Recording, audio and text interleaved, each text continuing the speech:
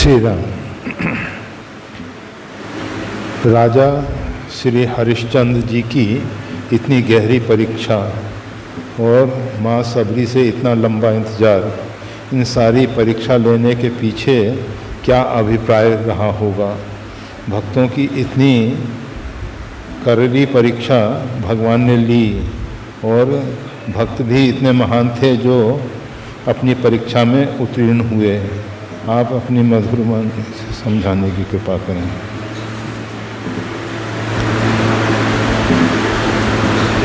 राजा हरिश्चंद्र,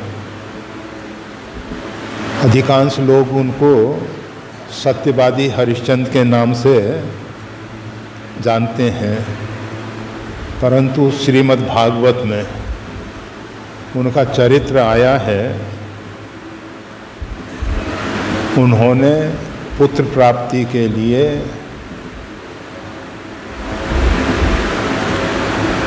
प्रार्थना की और प्रार्थना में ये निवेदन किया कि अगर पुत्र होगा तो मैं उसको वरुण देवता को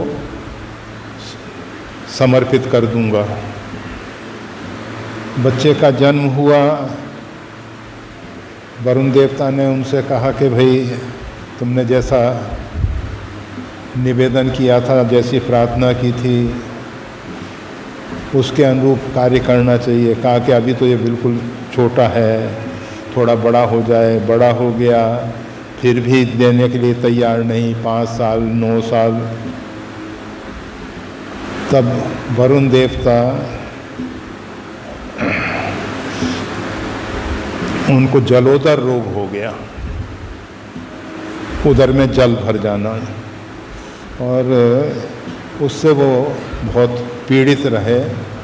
फिर उन्होंने वरुण देवता को मनाया और मनाने के साथ साथ उस पुत्र को देने के लिए तैयार हो गए थे वो, परंतु उस पुत्र ने विश्वामित्र जी का आश्रय लिया और विश्वामित्र जी ने उस पुत्र की रक्षा की। और उस पुत्र की रक्षा करते हुए उन्होंने एक सुन्हाशेप नाम के बालक को तैयार किया। तो कथा बहुत विस्तार की है। तो हरिश्चंद्र सत्यवादी तो बाद में हुए। पहले जो संकल्प किया था, प्रतिज्ञा की थी, उसको वो पूरा नहीं किए। तो उनकी परीक्षा होनी ही चाहिए कि वो सत्य के लिए कितना आग्रह रखते हैं। व्यक्ति जो है कठिन क्लिष्ट परिस्थितियों में अगर सत्यवादी बने, सत्य उसके जीवन में सहज होना चाहिए, स्वाभाविक होना चाहिए। ये नहीं कि किसी परवशता के कारण, मजबूरी के कारण उसको सत्यनिष्ठ होना पड़े। तो हरिश्चंद्र जी के साथ जो घटना घटित हुई है उसमें हमें तो ऐसा ही लगता है। और माँ सबरी की जहाँ तक बात है, माँ सबरी को बहुत लंबा इंतज़ार करना पड़ा। वो बिल्कुल यथार्थ है। माँ सबरी एक छोटी बालिका के रूप में मतंग ऋषि के आश्रम पे पहुंची थी और महर्षि मतंग अपनी जीवन का प्रारब्ध पूरा करके भगवत धाम पधार गए। जाते समय उन्होंने कहा था, बेटी इसी आश्रम पे भगवान श्री राम पधारेंगे। तो माँ सबरी इंतज़ार करते करते वृद्ध हो गई हैं। उनका धैर्य जो है सराहनीय है और हम सब के लिए प्रेरणादायक है। हम सब केवल धैर्य की बात करते हैं। आप सबको मालूम है धर्म का पहला लक्षण धीरति अर्थात धैर्य है। भगवान श्री राम धर्म रथ के पहियों का वर्णन करते हुए विभीषण से कहते हैं, सूरज धीरज तेई रथ चाका, शौर्य और धैर्य उस धर्म रूपी रथ के चाक हैं, अर्थात पहिए हैं। बिना पहिए के रथ खिसक नहीं सकता, उसको अगर हम खींच के आगे बढ़ाने के लिए कोशिश करें तो कठिन हो जाता है। तो धैर्य जीवन में होना बहुत आवश्यक है। इस विषय में एक वार्ता कही जाती है धैर्य के विषय में, क्योंकि परमात्मा की प्राप्ति जो होती है अनंत धैर्य से होती है। बिना धैर्य के हमारे अंदर जो उतावलापन है कि 10 दिन 10 महीने 10 साल हमने साधना की और लगता है कि बस परिणाम क्यों नहीं आ रहा, और परिणाम भी हम अपनी इच्छा के अनुरूप चाहते हैं। ऐसा नहीं कि जितना परमात्मा हमारे प्रारब्धानुसार दे रहे हैं वैसे भगवान कृपा करते हैं, प्रारब्ध से कहीं अधिक उनकी कृपा और करुणा भक्तों पे रहती है। भक्तों के ऊपर भगवान की असीम कृपा है, और भगवती आदिशक्ति जगदम्बा निसीम करुणा पूर्णा, उसकी तो कोई सीमा है ही नहीं। इतनी अधिक करुणा वात्सल्य से भरी हुई है माँ जगदम्बा। परंतु भक्त के अंदर भी धैर्य होना चाहिए, और धैर्य को समाज के बीच में प्रकट करने के लिए भगवान को इस प्रकार की लीला करना अनिवार्य हो जाता है। इस प्रकार की जो लीलाएं होती हैं उनके पीछे उद्देश्य यह है कि अन्य भक्तों को प्रेरणा मिले, भक्त के अंदर उतावलापन ना आ जाए। और अगर हमारे जीवन में अनंत धैर्य है तो काल की अवधि जो है वो बहुत घट सकती है। ऐसा नहीं है कि उतना काल तक हमको इंतज़ार करना ही पड़ेगा। उसी विषय में संत समाज में एक वार्ता प्रचलित है, वो कही जाती है, 2 साधक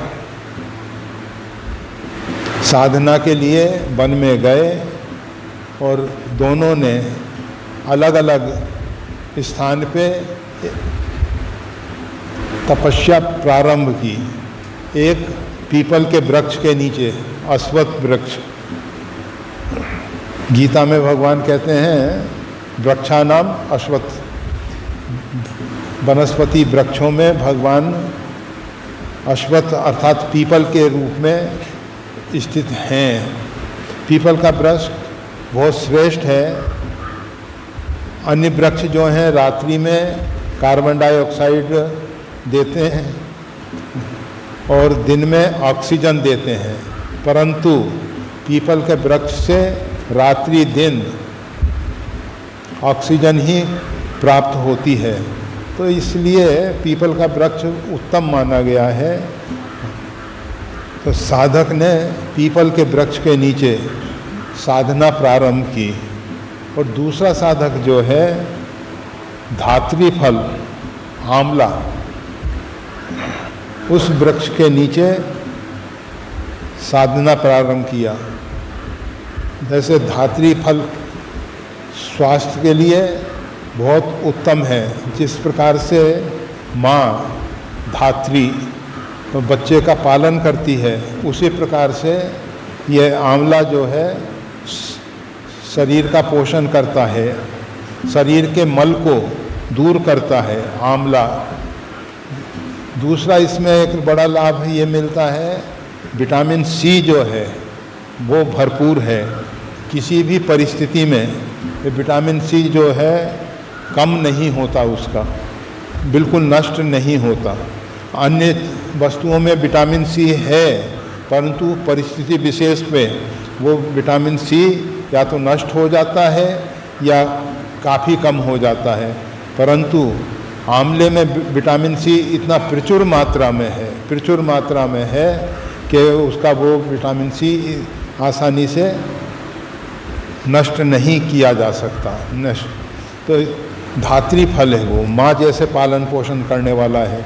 शरीर के अधिकांश रोग जो हैं हमारे पाचन संस्थान में जो गड़बड़ी होती है उसके कारण शरीर में रोग आते हैं।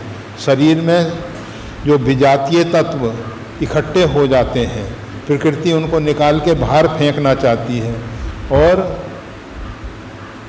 हमारे आहार विहार इस प्रकार के हैं जिसके कारण विजातीय तत्व पूर्ण रूपेण शरीर से नहीं निकल पाते हैं। जब पूर्ण रूपेण से निकल नहीं पाते और उनका शरीर के अंदर प्रवेश अनेक साधनों से होता है, अनेक प्रकार से होता है। हम हमेशा कहा करते हैं आज वायु प्रदूषित हो गई है, काफ़ी कुछ वायु प्रदूषण हो रहा है, हम प्रदूषित वायु का सेवन करते हैं। ग्रामीण अंचल में ये लाभ है कि वायु काफ़ी कुछ शुद्ध है, फिर भी ग्रामीण अंचल के लोग जो हैं गांव से शहरों की ओर पलायन कर रहे हैं। शहरों में जो अन्य सुविधाएं दिखाई देती हैं उन सुविधाओं की तरफ आकर्षित होके वो लोग उधर बढ़ रहे हैं, भूल जाते हैं कि जो सबसे बड़ी खुराक हमारी श्वास, हम वायु का आहार सबसे अधिक करते हैं, और वही अगर शुद्ध नहीं होगा तो हमारा शरीर किस प्रकार से शुद्ध रह सकेगा। दिल्ली में बहुत अधिक प्रदूषण है, परंतु दिल्ली की ओर दौड़ बहुत बढ़ रही है और दिल्ली का विस्तार बहुत अधिक हो चुका है। हम ये नहीं विचार करते स्वास्थ्य के विषय में।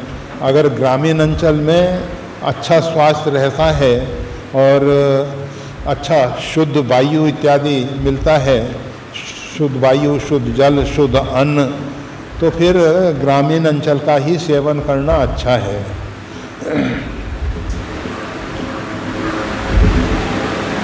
हम दूसरा खुराक में लेते हैं जल। जल भी काफ़ी कुछ प्रदूषित हो रहा है, और जल प्रदूषण, वायु प्रदूषण, इसके बाद ये जो हम सॉलिड रूप में अन्न इत्यादि भोजन में लेते हैं, वो फिर नाना प्रकार के फर्टिलाइज़र इत्यादि, नाना प्रकार के कीटनाशक औषधियों के द्वारा तैयार होते हैं, और वो कीटनाशक औषधियों का विष उस अन्न इत्यादि में काफ़ी कुछ समाविष्ट रहता है। उसके बाद ये जो प्रेशर कुकर के द्वारा तैयार किया भोजन, लोगों को लगता है ईंधन की बचत होती है, समय की बचत होती है, परंतु उसमें 300-400 डिग्री सेल्सियस पे पदार्थ पकता है, और प्रेशर के कारण टेम्परेचर अंदर बहुत अधिक बनता है। उस टेम्परेचर के कारण वस्तु के जो रेशे हैं, फाइबर हैं, वो सब ख़त्म हो जाते हैं, और वस्तु के जितने पोषक तत्व हैं वो भी काफ़ी कुछ नष्ट हो जाते हैं। तो इस प्रकार से वो जो गुणकारी भोजन था, गुणकारी पदार्थ थे, वो भी काफ़ी कुछ हमारे शरीरों को नुकसान पहुंचाने वाले हो जाते हैं। परंतु आजकल सौर ऊर्जा के द्वारा जो कुकर तैयार किए गए हैं वो बहुत अच्छे हैं, परंतु थोड़ा समय ज़्यादा लगता है। इंसान उस विषय में अगर विचार करे तो अच्छा होगा। कोई ज़रूरी नहीं है कि सब कार्यों में उतावली हो, हर एक कार्य में धैर्य रखना चाहिए। तो एक महात्मा, एक साधक आंवले के वृक्ष के नीचे साधना में प्रवृत्त हुए। देव योग से नारद जी जो हैं, नारद जी भूमंडल पे साधकों को प्रेरणा देने के लिए, साधना में उनको प्रोत्साहित करने के लिए, उनका सहयोग करने के लिए भूमंडल पे विचरण किया करते हैं। और आप देखेंगे नारद जी के उपदेश से ध्रुव को 6 महीने में भगवान की प्राप्ति हो गई। नारद जी के उपदेश से वाल्मीकि रामायण की रचना हुई। नारद जी के उपदेश से श्रीमद् भागवत की रचना हुई। जितने भी ये सब आर्ष पवित्र ग्रंथ हैं उनमें नारद जी का बड़ा योगदान रहा है। नारद शब्द का अर्थ होता है नारद, अर्थात जिसका ज्ञान रद्द नहीं होता है, ऐसे हैं नारद। तो नारद जी भ्रमण करते हुए उन साधकों के सामने से जा रहे थे। तो पहला साधक जो है दौड़ता हुआ आया और नारद जी के चरणों में प्रणिपात, प्रकृष्ट करके निपात, प्रणिपात अर्थात साष्टांग प्रणाम किया। प्रणाम करने पर नारद जी ने आशीर्वाद दिया, कहा कि वत्स कैसी साधना चल रही है। कहा कि प्रभु आपकी बहुत कृपा है, महती कृपा है, साधना तो अच्छी चल रही है, परंतु मेरा एक निवेदन है आपसे, एक प्रश्न है। मैं आपसे प्रश्न ये कर रहा हूँ कि आप भगवान के पास नित्य जाते हैं, भगवान के साथ काफ़ी समय व्यतीत करते हैं, तो आप कृपा करके भगवान से मेरे एक प्रश्न का उत्तर पूछ के आइएगा। भगवान से पूछिएगा कि मेरे को भगवान का साक्षात्कार कब होगा। नारद जी ने कहा ठीक है, पूछ लेंगे। नारद जी आगे बढ़े। कुछ दूरी जाने पर दूसरा साधक जो धात्री फल के वृक्ष के नीचे तपश्चर्या कर रहा था, साधना कर रहा था, वो भी आके प्रणाम किया, साष्टांग वंदन किया चरण में। वंदन करने के बाद उसने भी वही प्रश्न किया कि आप भगवान से मेरे लिए पूछ के आइएगा कि मेरे को भगवान का साक्षात्कार कब होगा। कुछ दिनों के उपरांत नारद जब पुनः उस मार्ग से जा रहे थे तो पीपल के वृक्ष के नीचे बैठा साधक नारद जी को देखा, दौड़ता हुआ आया, कहा कि भगवान आप मेरे प्रश्न का उत्तर पूछ के आए। कहा कि भाई देखो पूछ तो लिया, परंतु भगवान ने कहा है इस वृक्ष में जितने पत्ते हैं उतने जन्म तुमको लेने पड़ेंगे, तब भगवान का साक्षात्कार होगा। उसने कहा इस वृक्ष में तो बहुत पत्ते हैं, पीपल का वृक्ष पुराना था। सोचा कि चलो इस जन्म में तो होने वाला है ही नहीं, अभी तो घर चलते हैं। तो वो साधक वन से पुनः घर की ओर प्रस्थान किया। दूसरे साधक ने देखा नारद जी आ रहे हैं, नारद जी के चरणों में उसने बारंबार अभिवादन किया, प्रणाम किया। कहा कि भगवान ने मेरे विषय में क्या कहा है। भगवान उन्होंने कहा कि भगवान ने कहा है इस वृक्ष में जितने पत्ते हैं उतने जन्म तुमको लेने पड़ेंगे और फिर भगवान का साक्षात्कार होगा। कहा जाता है कि वो साधक नाचने लगा, बहुत प्रसन्न हो गया कि भगवान कृपा करेंगे, भले ही असंख्य जन्म हमको लेने पड़े परंतु भगवान का साक्षात्कार होगा। और जब वो नृत्य कर रहा था तो उसी समय भगवान का साक्षात्कार हुआ, भगवान वहाँ प्रकट हो गए और भगवान ने कहा कि वरदान मांगो। कहा कि बस भगवान आपके सिर चरणों में प्रेम बना रहे, किसी भी प्रकार का वरदान मांगने की मेरे मन में इच्छा ही ना पैदा हो, इच्छा ही ना पैदा हो। आपसे श्रेष्ठ और क्या हो सकता है, मैंने आपको पा लिया, सब कुछ पा लिया। नारद जी ने भगवान से कहा कि भगवान आपने तो इसके विषय में बताया था कि इस वृक्ष में जितने पत्ते हैं उतने जन्म लेने पड़ेंगे, परंतु आप तो अभी तत्काल प्रकट हो गए। कहा कि जिसको अंदर अनंत धैर्य है उसके लिए फिर समय नहीं लगता है, धैर्य की परीक्षा होती है। तो माता सबरी के माध्यम से भगवान श्री राम ने धैर्य के भक्त हमारे किस प्रकार का धैर्य रखते हैं, रख सकते हैं, रखना चाहिए। और अगर इतना धैर्य हमारे अंदर होगा तो सुनिश्चित है कि भगवान कृपा करेंगे। माता सबरी का धैर्य, उसके साथ साथ गुरु के वचन में निष्ठा। पार्वती जी कहती हैं कि गुरु के वचन प्रतीत न जेई, सपने सुगम सिद्धि नहीं तेही। गुरु के वचन में जिसको विश्वास नहीं है उसको स्वप्न में भी सिद्धि नहीं हो सकती है। सबरी की साधना का मुख्य अंग यही था, गुरु निष्ठा, गुरु के वचन में निष्ठा और अनंत धैर्य। तो अगर साधक के अंदर गुरु निष्ठा परिपक्व है और अंदर से दृढ़ निश्चय है कि भगवान कभी ना कभी किसी ना किसी प्रकार से कृपा करेंगे ही, तो भगवान तत्काल कृपा कर देते हैं। श्री राम।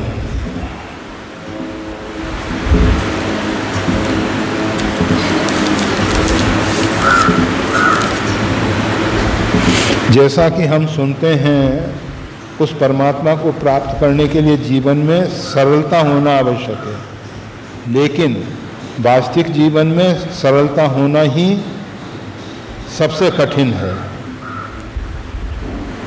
आप मार्गदर्शन करें कि जीवन किस प्रकार से सरल बने।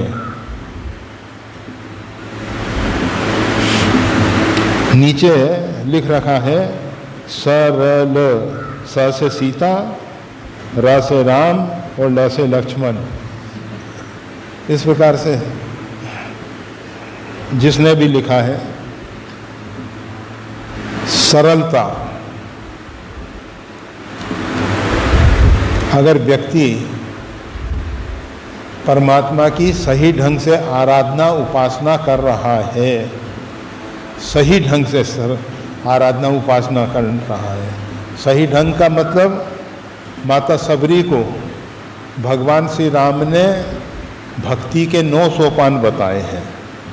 भक्ति, नवधा भक्ति जो है श्रीमद् भागवत में कही गई है, और ये जो रामचरितमानस में नवधा भक्ति है, ये नवधा भक्ति के सोपान हैं।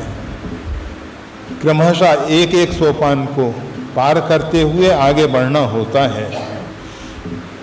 अगर हम सरल होना चाहते हैं तो 9 सोपान में सबसे अंतिम सोपान है नवम सरल सब सन छल हीना, मम भरोस ही हर्ष न दीना।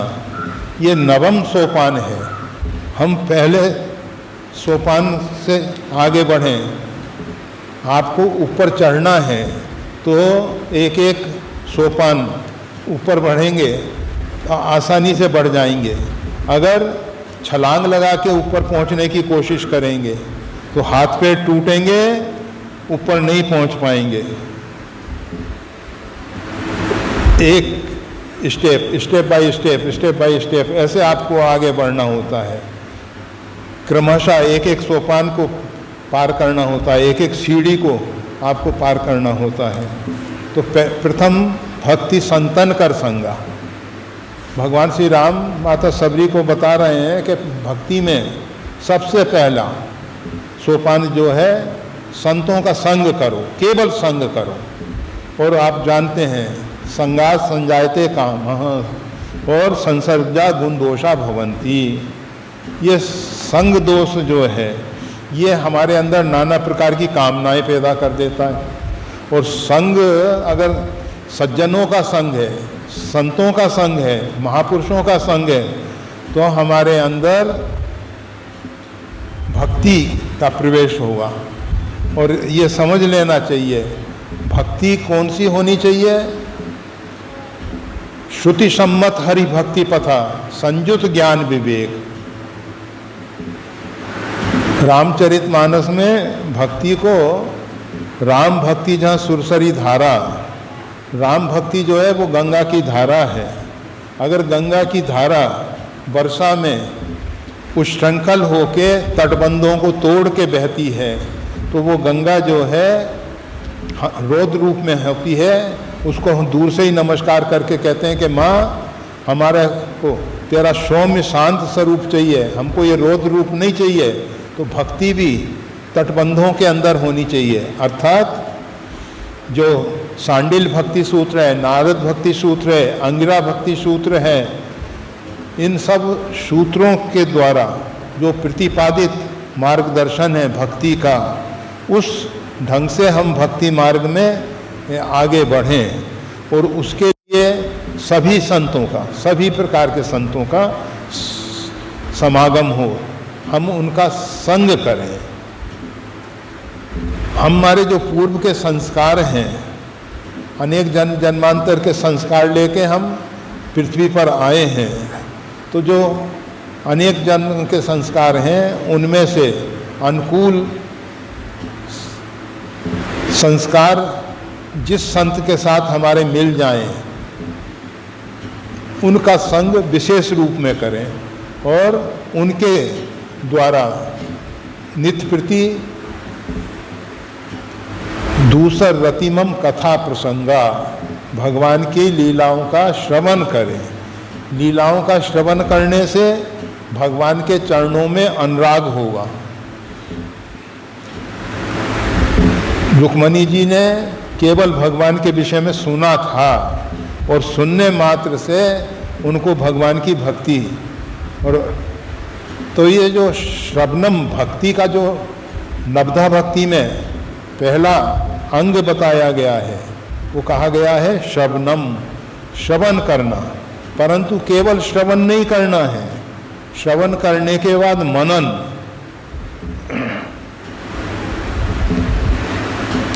श्रवण के साथ एक और कथा जुड़ी हुई है, परंतु वो इस समय अभाव के कारण नहीं कहेंगे।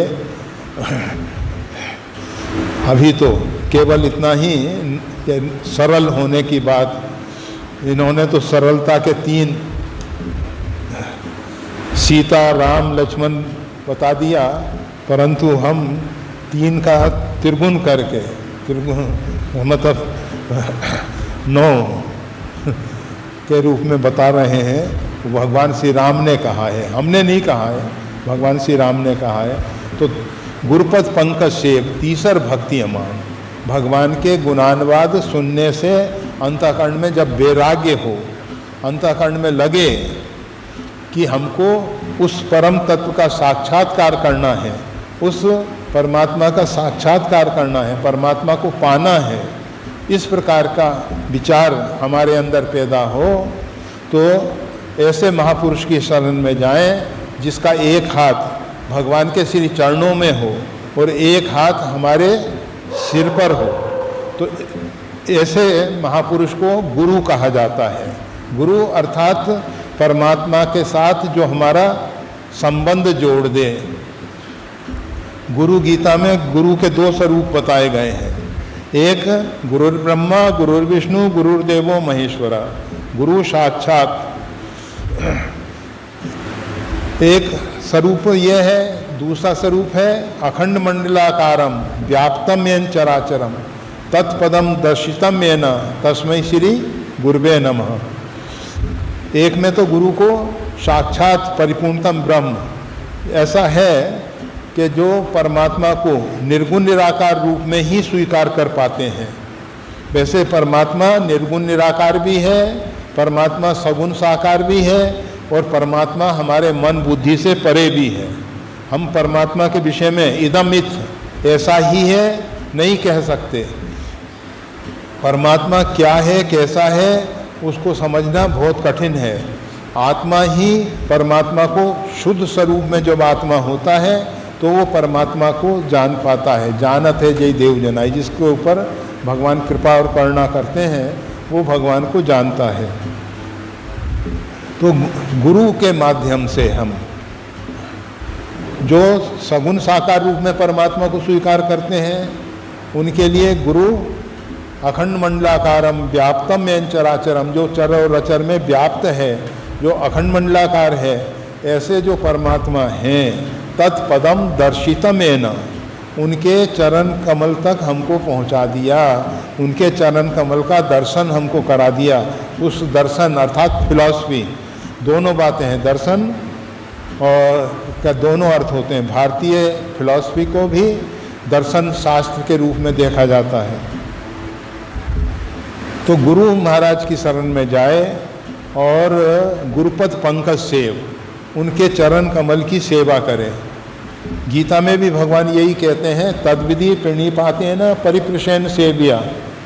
अर्जुन, तू भगवान के भक्तों के, संतों के शरण में जा, प्रणिपाते हैं ना, और उनके चरणों में साष्टांग प्रणाम कर, सेविया अच्छे ढंग से उनकी सेवा कर, फिर परिप्रश्न, फिर वो तेरे से प्रश्न करेंगे अथवा तेरे को अनुमति देंगे कि तू अब प्रश्न कर।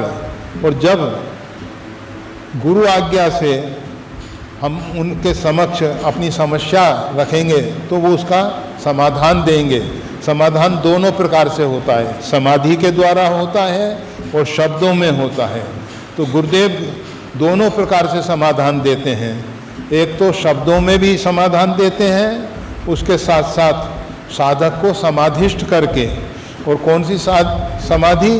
साधो सहज समाधि भली, जो सहज समाधि है उसमें उसका प्रवेश करा देते हैं। और उसमें प्रवेश करने के बाद वो साधक जो है परमात्मा का साक्षात्कार करता है और अंदर ही उसके सम्यक प्रकार के समाधान होने शुरू हो जाते हैं। फिर उसको समाधान के लिए बाहर भटकना नहीं पड़ता, फिर उसको शास्त्र ग्रंथों की आवश्यकता नहीं रहती, उसको फिर किसी अन्य व्यक्ति के द्वारा बोध की आवश्यकता नहीं होती है। प्रारंभ में होती है, परंतु समाधि के बाद उसको इधर उधर भटकना नहीं पड़ता है। तो गुरुपद पंकज से तीसर भक्ति अमान, चौथी भक्ति मम गुणगन करे कपट तजगान। और जब भगवान के चरणों में अनुराग हो जाए तो भगवान की लीलाओं का गान करे, समय का सदुपयोग करे, एक क्षण भी बर्बाद ना करे। जितना समय सेवा में दे सकता है उतना काल सेवा में दे, शेष समय में भगवत नाम सुमरन करे और भगवान के चरित्र इत्यादि का आश्रय ले। जब गुरुदेव देखते हैं कि ये साधक समय का पूरा पूरा सदुपयोग करता है, तब वो कृपा करके मंत्र प्रदान करते हैं। मंत्र पंचम भजन सो वेद प्रकाशा, मंत्र जाप मम दृढ़ विश्वासा। मंत्र गुरुदेव के द्वारा प्राप्त हो। वैसे तो मंत्र सब पुस्तकों में मिल जाते हैं, परंतु पुस्तकों के मंत्र केवल अक्षर होते हैं, शब्द होते हैं।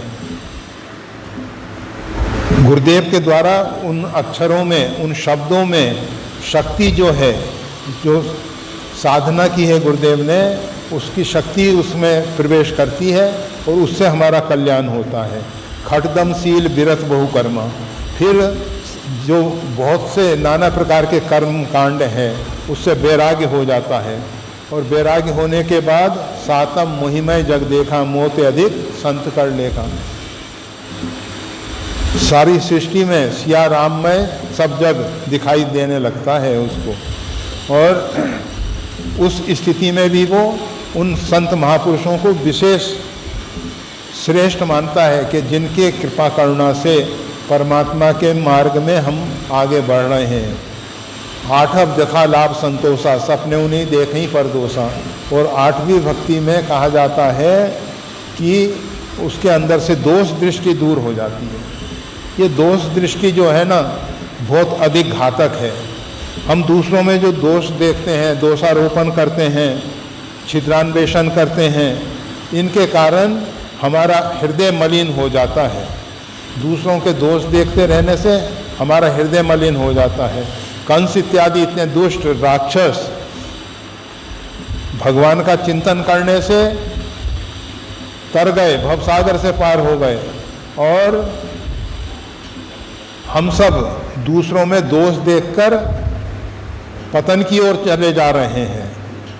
आठवीं भक्ति जो है, आठव जथा लाभ संतोषा, सपने नहीं देखें पर दोषा। दूसरों में दोष नहीं देखने का, और दोष देखने के साथ अगर जो किसी की निंदा की जाती है, दोषों का पीठ पीछे वर्णन करना, यह है निंदा। निंदा जो है बहुत भयंकर पाप है। इस विषय में सबके निंदा जे जड़ करहीं, ते चमगादुर होई अब तरहीं। जो सबकी निंदा करने वाले हैं, हरिगुरु निंदक दादुर होई। बड़ा गरुड़ जी ने जब प्रश्न किया तब काकभूषण जी ने निंदा के विषय में काफ़ी कुछ कहा है। रामचरितमानस में मानस रोग के साथ देखने जैसा है। अभी इसको पूरा कर रहे हैं। नवम सरल सब सन छल हीना। नवम जो है सरलता आ जाती है उसकी, छलहीन निष्कपट भाव से। भगवान को मोहि कपट छल छिद्र न भावा, भगवान को कपट छल अच्छा नहीं लगता है, भगवान को तो केवल सरल व्यक्ति अच्छा। संत सरल चित जगत हित जान स्वभाव सने, संत जो हैं सरल चित होते हैं, इसलिए भगवान के विशेष कृपा पात्र होते हैं। और जीवन में सरलता आ जाए। अभी सुनी थी एक भोंदू भगत की कथा। भोंदू मतलब सरल था, वो सरल था। इस प्रकार की भक्तमाल में बहुत सी कथाएं हैं कि सरल भक्तों को भगवान का साक्षात्कार होता है। तो सरलता लाने के लिए ये जो 9 सोपान हैं, इनकी यात्रा करना आवश्यक है। बिना पुरुषार्थ किए, बिना प्रयास किए कुछ परिणाम आ जाए वो अच्छा नहीं है। मेहनत से, परिश्रम से जो परिणाम आता है वो आपको सुख शांति देने वाला होता है। जय श्री राम।